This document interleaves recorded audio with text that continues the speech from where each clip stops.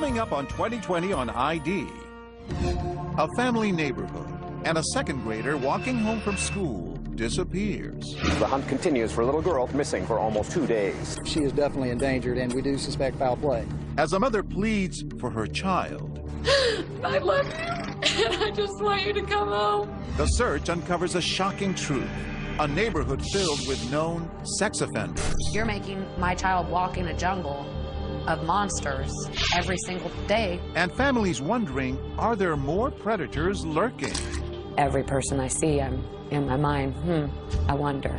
What happened to Summer Thompson? I want to know what this monster did. A mother torn by grief.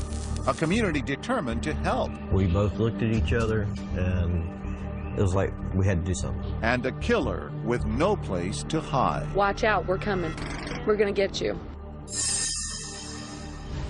Welcome to 2020 on ID. I'm John Quinones. It is said that there's no greater bond than the one between a parent and a child. So when 7-year-old Summer Thompson didn't come home from school one day, her mother Dina began a desperate search. But as Chris Cuomo first reported in 2010, finding Summer would only be the beginning. Dina would soon learn that things in her tight-knit community were not as they seemed. It seemed like a page right out of the 1950s. Orange Park, Florida was a Norman Rockwell town where kids played on manicured lawns and lined up for the ice cream truck year-round, where neighbors chatted in each other's front yards and kept a watchful eye out for trouble. This was little 7-year-old Summer Thompson's playground.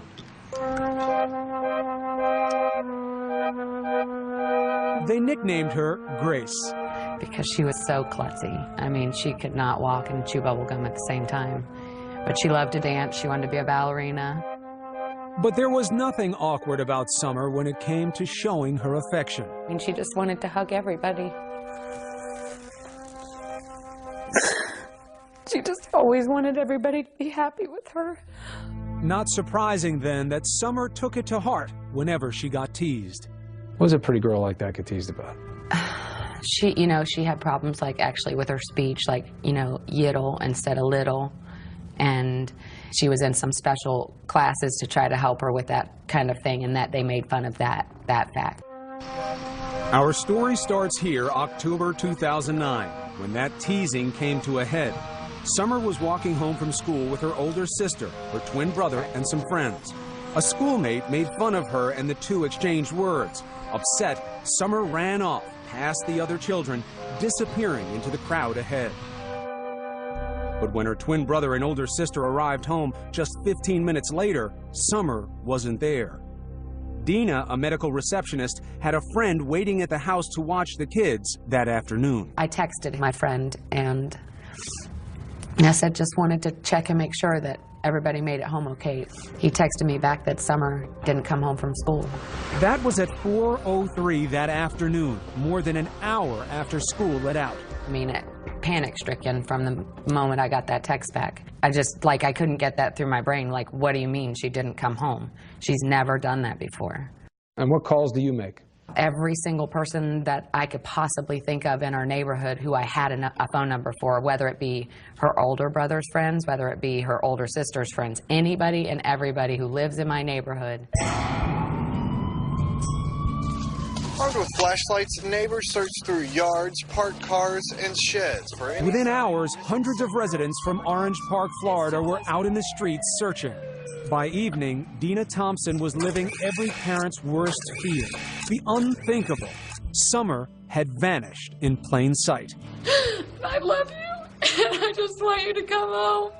I just want you to come home. The mystery on everyone's mind, how could this have happened without anyone seeing a thing? Nothing. It's a bright and sunshiny day. It's 15-mile-an-hour school zone.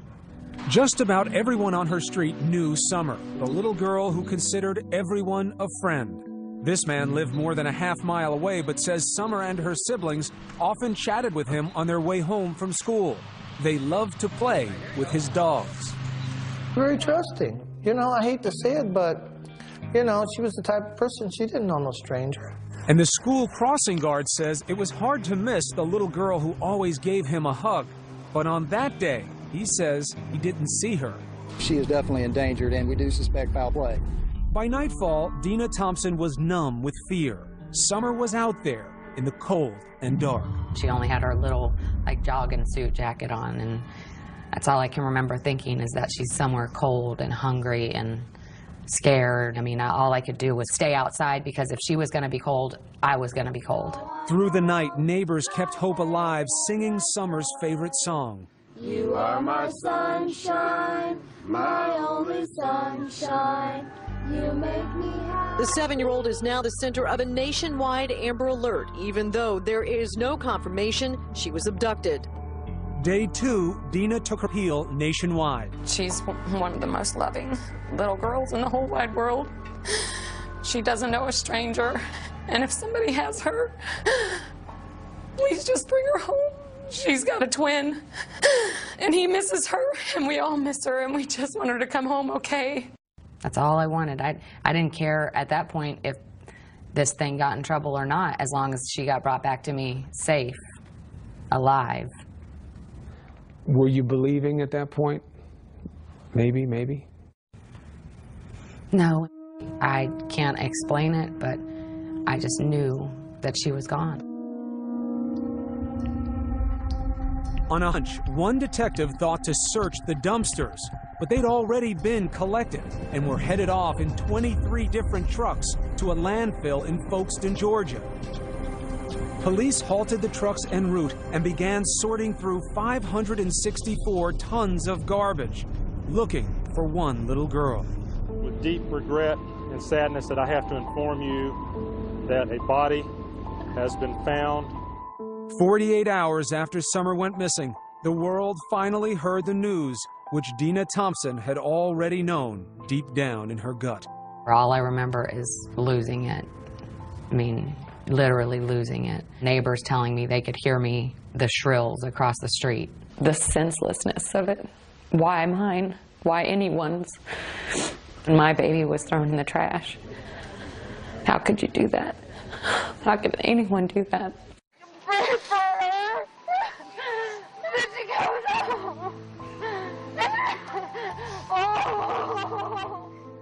Within hours, police were on the trail of a monster. There is a child killer on the loose, and that's why we're going to catch this person and bring him to justice. This house, which was being renovated at the time, was their first stop. It was the last place anyone said they'd seen Summer alive. He says he was at this home Monday afternoon, and Summer ran up to the place and told workers they were doing a good job on the renovations. According to reports, there was another reason police were possibly interested in this house. The rug which Summer's body was allegedly wrapped in may have come from the construction dumpster there. According to these Clay County public records, Vincent Design and Build was the construction And then company. what seemed like a huge red flag. One of the men working at the construction house was a registered sex offender. But the community was in for another shock. Turns out being a registered sex offender here in this seemingly pristine neighborhood is all too common.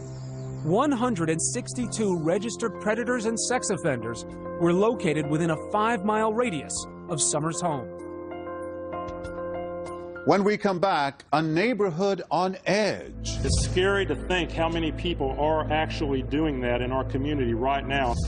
Every person I see, I'm in my mind, I wonder. And no one is above suspicion. People want to speculate and think bad things about me.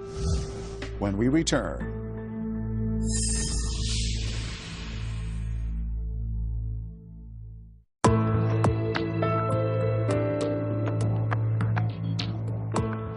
Seven-year-old Summer Thompson has vanished while walking home from school.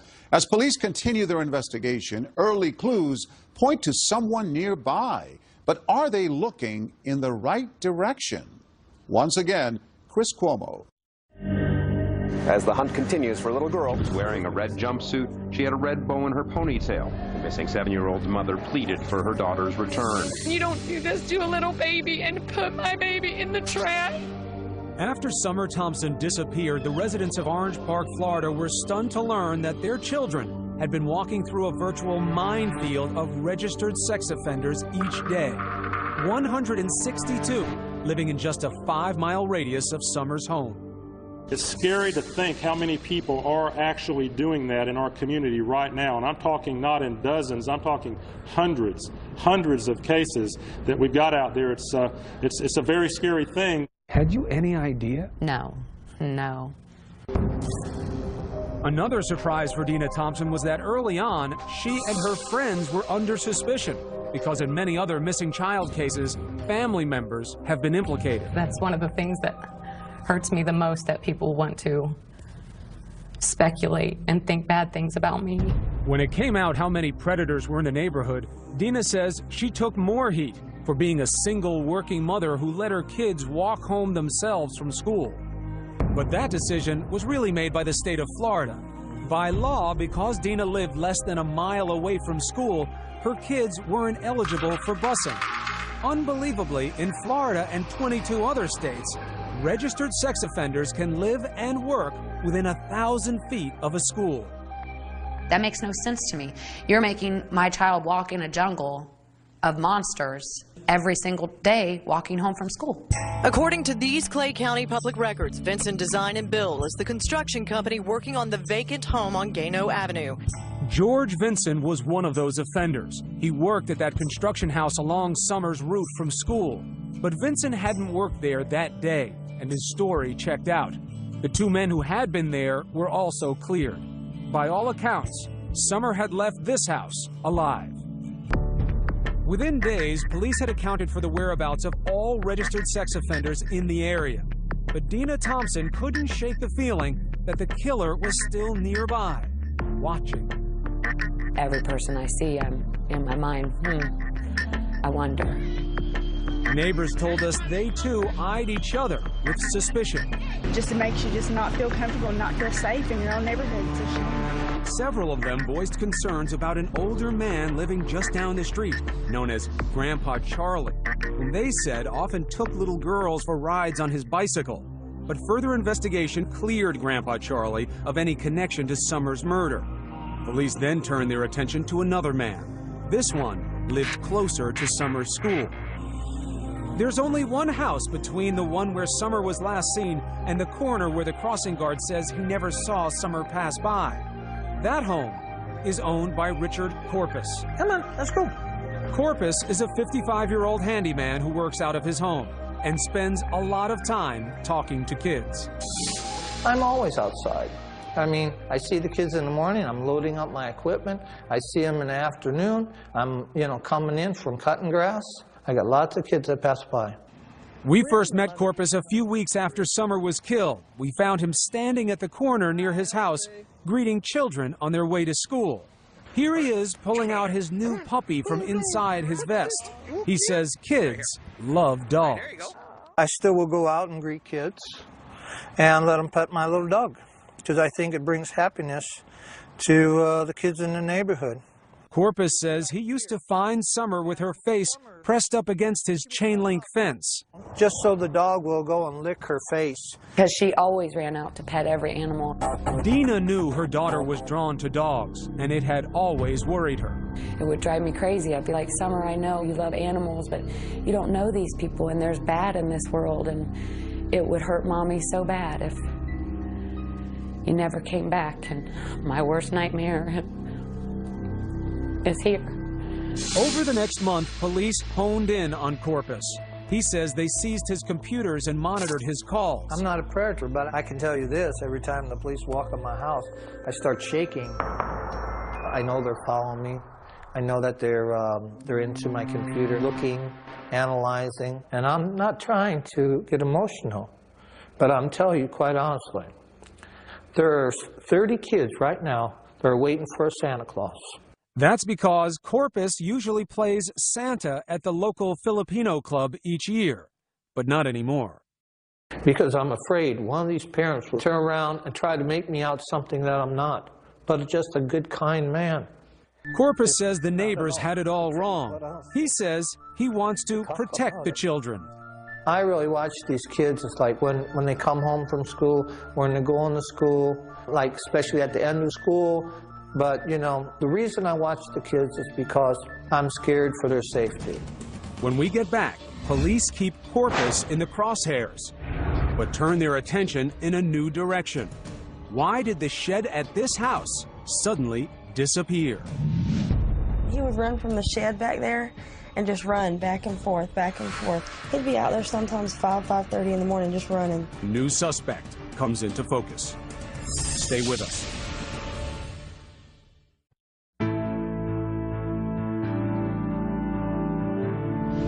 Since Summer Thompson's murder, police have focused on one possible suspect, but they're about to find another. Meanwhile, Dina reflects on her last moments with Summer. Once again, Chris Cuomo.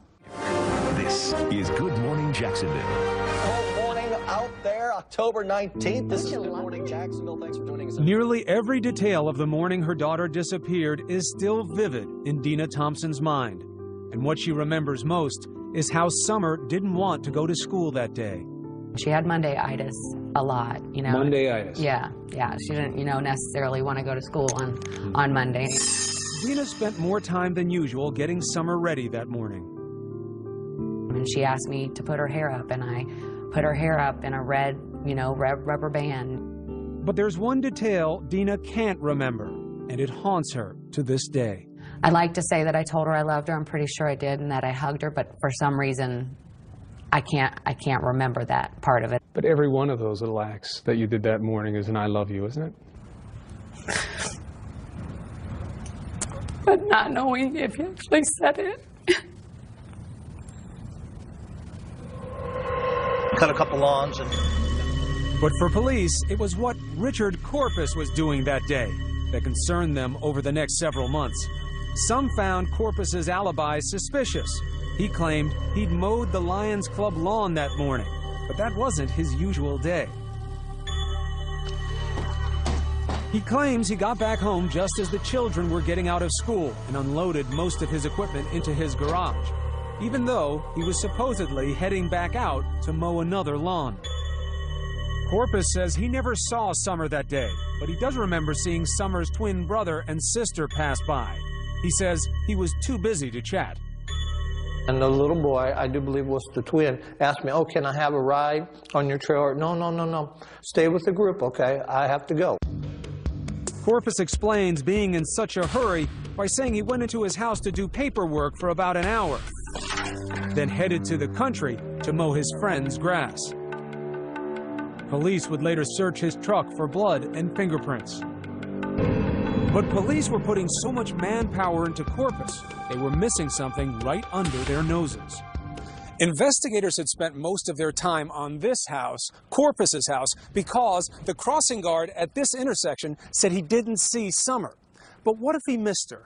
If Summer had moved just a little bit farther down this street, Gano Ave, just 2 houses down, there is a home that holds many secrets. Turns out police already had a sex crime investigation pending on a 24-year-old man named Jared Harrell, who lived in this house. But police didn't know that because he'd given them a fake address. It took this couple to put the pieces together. Hair stood up on the back of our necks. We both looked at each other, and it was like we had to do something. Rod Buchanan is a local landscaper. His wife, Lisa, is a nurse. 2 days after Summer's body was found, they were driving down Gano Ave. This is the house here. The vehicle was pulled right there in the driveway. When they spotted Jared Harrell's car at this place, just 3 houses down from the last place Summer was seen alive. Just a gut instinct, just get that sick, icky feeling. We got goosebumps. 2 months earlier, the Buchanans say their children had discovered Harrell's chilling secret.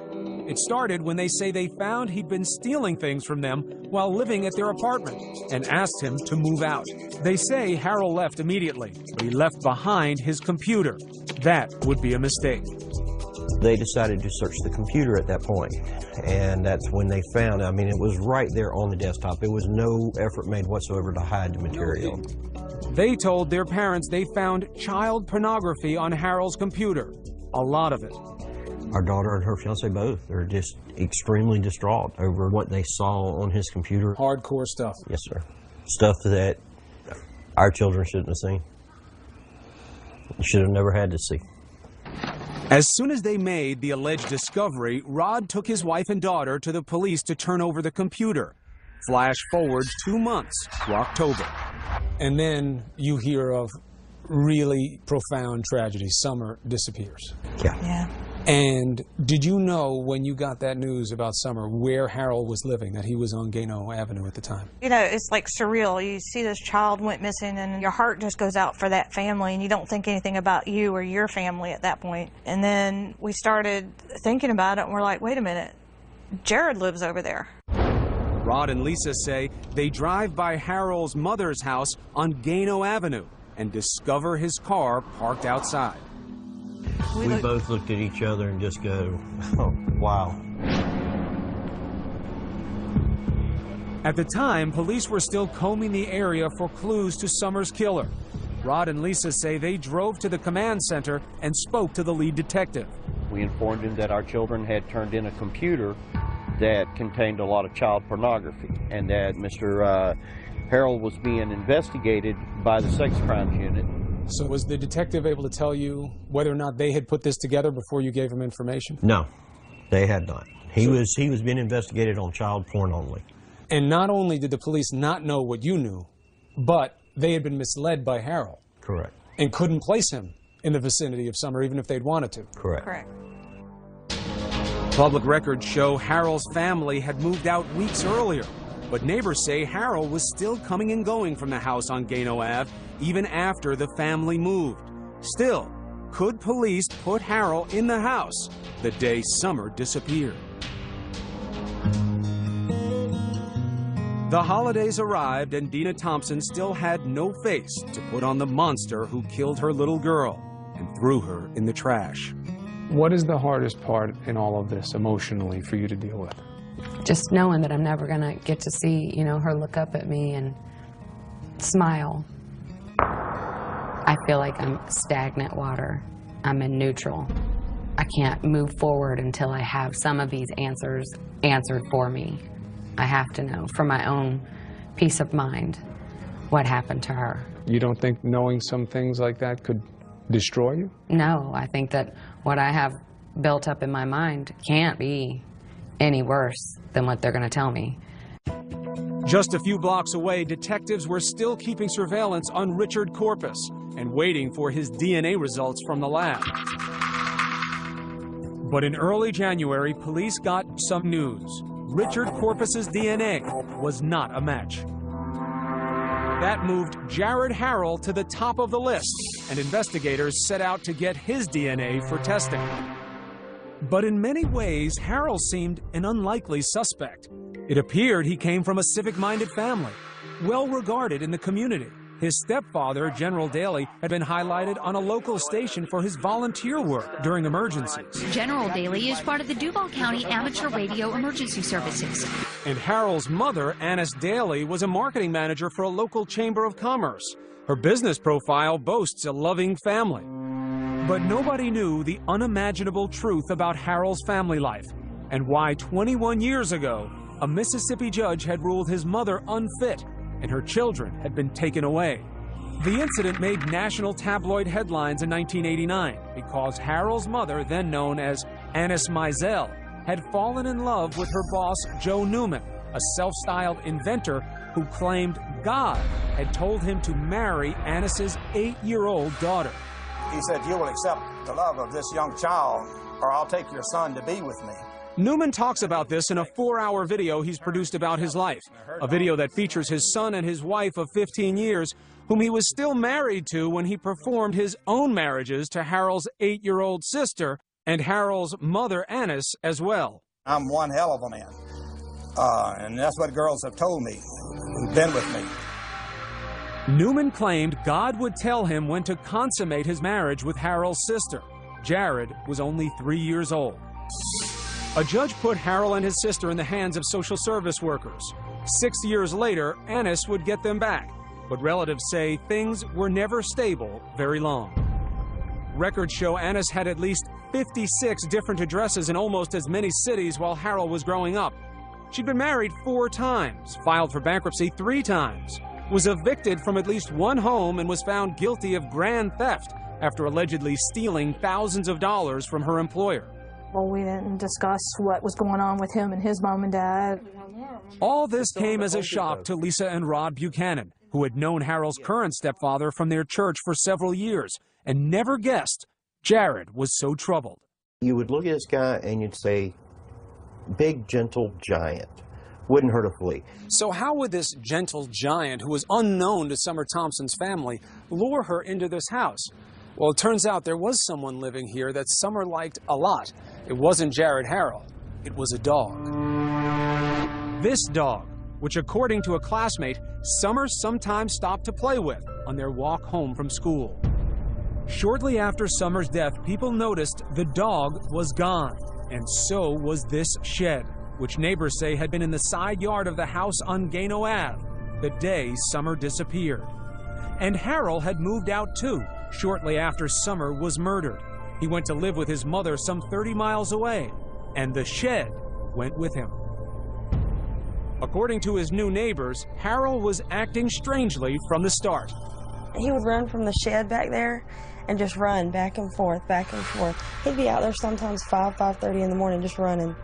They say he'd run for hours as if trying to shake off something that was tormenting him. Just like crazy running, like a kid would run when they're mad. And around January, they also started noticing something else. Suddenly, police were staking out their neighborhood.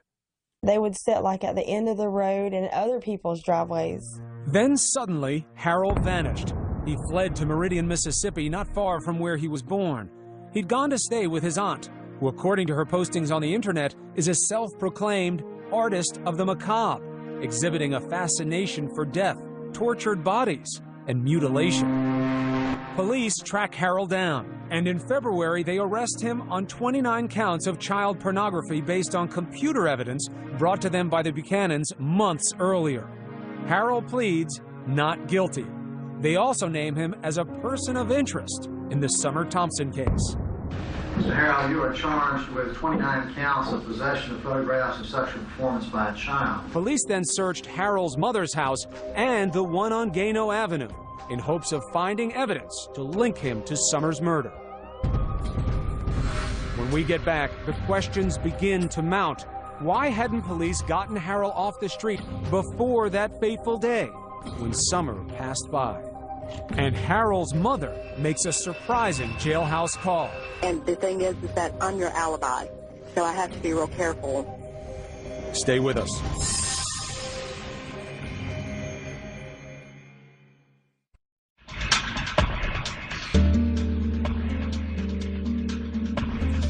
Jared Harrell is in jail on child pornography charges, and police have named him a person of interest in Summer Thompson's murder. But why had it taken so long to arrest him? And would authorities find enough to prove their case? Once again, Chris Cuomo. Police worked late into the night as they searched both houses where Jared Harrell lived, looking for evidence to link him to the murder of Summer Thompson. I never really noticed him. I never really suspected this guy. 2 houses away, Richard Corpus, the man who police had suspected for months, was breathing a sigh of relief. If I didn't have a family, I'd probably be dead. I probably would have killed myself around Christmas. Because that's how deep it got to me. Because I couldn't clear my name. In the meantime, Jared Harrell was sitting in a Mississippi jail on $1 million bond. A few days after his arrest for child pornography, Harrell's mother gives him a call. Keep your chin up, keep your mouth shut, and get an attorney. Trying, just don't believe anything. Honey, I don't believe anything. Trust me. And the thing is that I'm your alibi, so I have to be real careful. Police records say Harrell and his mother both claim they were together during the critical hours that Summer disappeared. So who was this 24-year-old who still lived with his mother and depended on her financially? Relatives say Harrell had always been overweight and slow in school. He'd often been picked on, even by his 2 younger stepbrothers. His MySpace profile, taken down just before the arrest, paints a picture in contrasts. There was the 250-pound kid who could laugh at fat jokes on YouTube videos. Is this bass really strong enough? And then glimpses of someone who can't take it anymore, seemingly wanting revenge. Tops on his playlist a song called Waking the Demon, in which the victim of bullying is transformed by blind rage, viciously attacking and killing his tormentor. A peek into the mind of someone who's about to snap, or nothing more than just teenage angst. We were lucky that when they threw him out that he didn't go off the deep end and kill him. To be honest with you, that's what I thought. Rod Buchanan's daughter, Katie, was Harold's former roommate. He says when Katie turned in Harold's computer 2 months before Summer went missing, she told police she feared Harold might have done more than just look at those pictures. He might have known some of the children. After all, Harold had plenty of access to kids. He babysat the children of family members, and they lived in a neighborhood filled with young children. But it would take 6 weeks before police would get a search warrant to look at Harold's computer. And several more months would pass before they searched Harold's home, even though they'd been tipped off by the Buchanans that Harold lived nearby. Turned out Katie's fears were real. Right, remain silent. Anything you say can will be used against you. Police say they found Harold's camera containing a video with horrifying images of Harold molesting a 3-year-old child. The victim was a relative. Harold was charged with 26 more counts, including molestation. Again, he pleaded not guilty. The mother of the child he'd molested recognized where the alleged crime took place, in Harold's bedroom on Gano Ave. And the question on everybody's mind was, what took police so long to get Harold off the street? What if they had acted sooner, when the computer had first been brought to their attention back in August? Would Summer still be alive? Of course he could have been off the streets. He could have been. Tammy Lears is a computer forensics expert who's worked on several high-profile cases involving child porn. She says the concern that Harold might have known at least one of his victims should have been an immediate red flag. That is probable cause in all of the cases I've seen. That was enough to look. That was enough to go in and get a search warrant so that they could do a forensic preview. Lears says what makes this case different is that police had a tip that Harold might have been molesting someone he knew. They should have acted immediately to see whether there was a child in danger. Because as it turns out, that was true. 2020 repeatedly asked the sheriff's office for an interview about their investigation. They declined. But police issued a statement saying they followed protocol. They say Harold claimed he was being set up, and after an ambiguous response on a polygraph from one of the roommates, police say they first had to rule out Katie and her fiance as suspects. Our children were basically treated as primary suspects, and their internet records were searched, their financial records were searched. They actually had to go through lie detector tests. Our baby cried because they searched her underwear drawer. For 2 months, they investigated them. You don't wonder, under the category of what if, that time had been spent looking at Harold instead of your daughter and her fiance? I think they were looking at him at the same time. He just wasn't cooperating. But the Buchanans actually defend police. Who's to say that even if they went out and arrested him when we turned it in, with being his first offense, that he would have been out the next day or two anyways? And you know, there's a lot of what ifs. What if our kids had not looked at that computer? What if our kids had turned the other way when they found what they found on that computer? A lot of questions wound up coming up about the investigation and why it took so long. What's your take on that? I would say to all the people that have questioned that, to look at it from just a very simple point of view.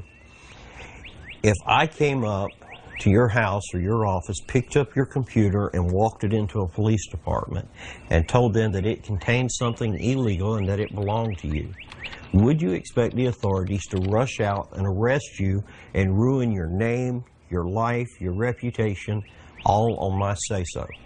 So you're forgiving of the timeline. You say these things take time. Yes, absolutely. Buchanan says it wasn't what police did that bothered him, it's how the public reacted. Harassing his family after news broke, even making death threats. I really expected the public to be behind them 100%. I expected the public to be out there saying, wow, way to go, guys. They've been accused of turning on a family friend for a reward. Ironically, they can't even get the reward because they turned Harrell in to police instead of to the Crime Stoppers hotline. Buchanan says they could have used that money to pay for his children's therapy because of all of this. She still has nightmares. And the stuff that she saw was so horrific that she can't get it out of her head? It's just burning images. Even the detective told us it's stuff that no one should ever have to see in their lifetime. When we get back, police finally say how Summer was killed, and the family is overcome. Stay with us.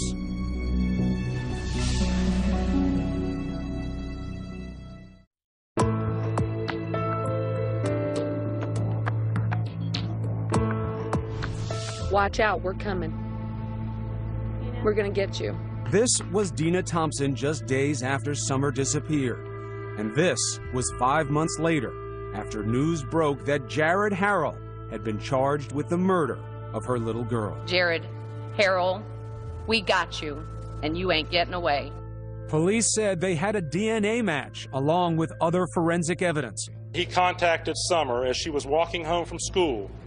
We have evidence that will show that Harrell assaulted Summer and killed her and dumped her body in a dumpster, which ultimately ended up in a landfill in Folkestone, Georgia.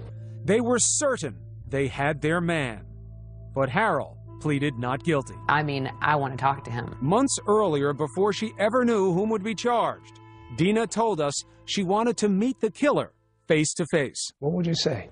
Why? Give me your best excuse, your best reason as to why you had to do this. I just want to hear how pathetic he is. Did somebody tick you off that day? Did, you couldn't get a woman your age? But after the arrest, we wondered whether the passage of time or learning about Harrell had changed her perspective. Does it help you understand where he got it from, how he got to this point? No, I don't feel sorry for him. You make choices in life, and all of us go through trials and tribulations. I've been through similar circumstances in my life. You make choices. Stop the cycle, end the abuse. Don't do this. After Harrell was charged, Dina finally did get a few answers, but they were difficult to hear. Just hearing asphyxiation, that's enough to destroy you, to break you down.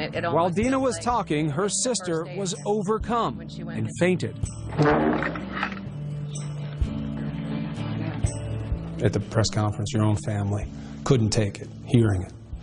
You still have a desire for detail with something like this? I have to know.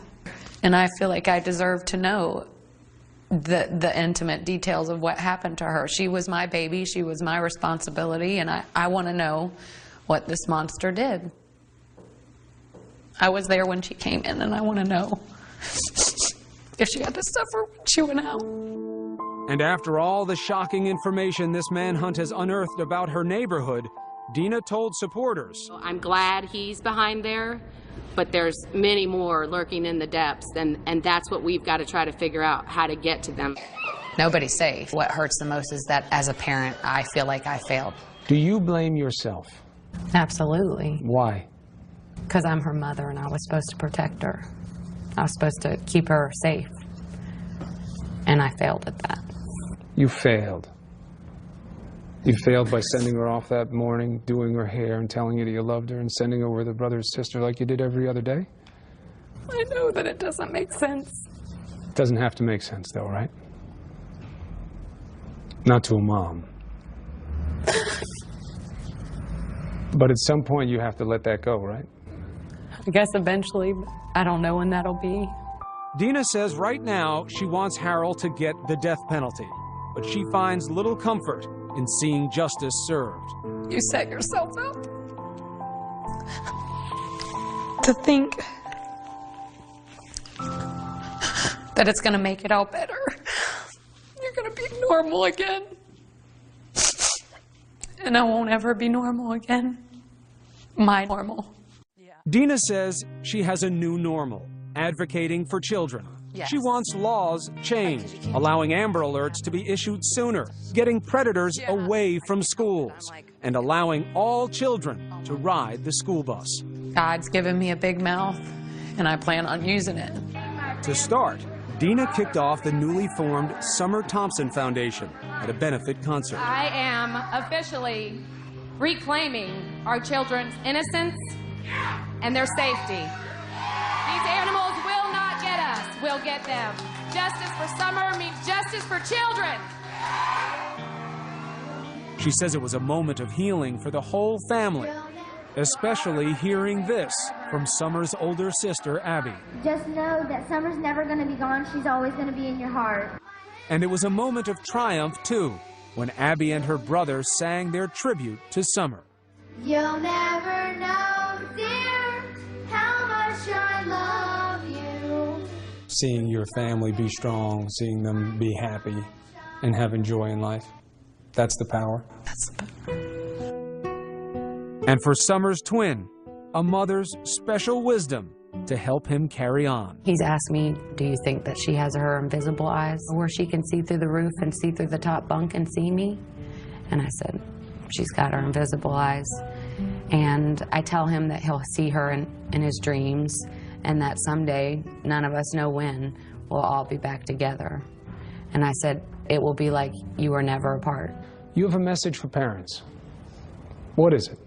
What do you want to tell parents like me? Your child could be taken in the blink of an eye, and you'll never see them again. And that is the worst feeling I can even imagine. If they want to do something with you and you think they're going to make a bigger mess, so what? Play games with them, read stories to them, tell them you love them, tell them often. Love your kids. They're a gift from above, and you don't know how long you have with them. Love them with every ounce of your being. Please don't take my sunshine away.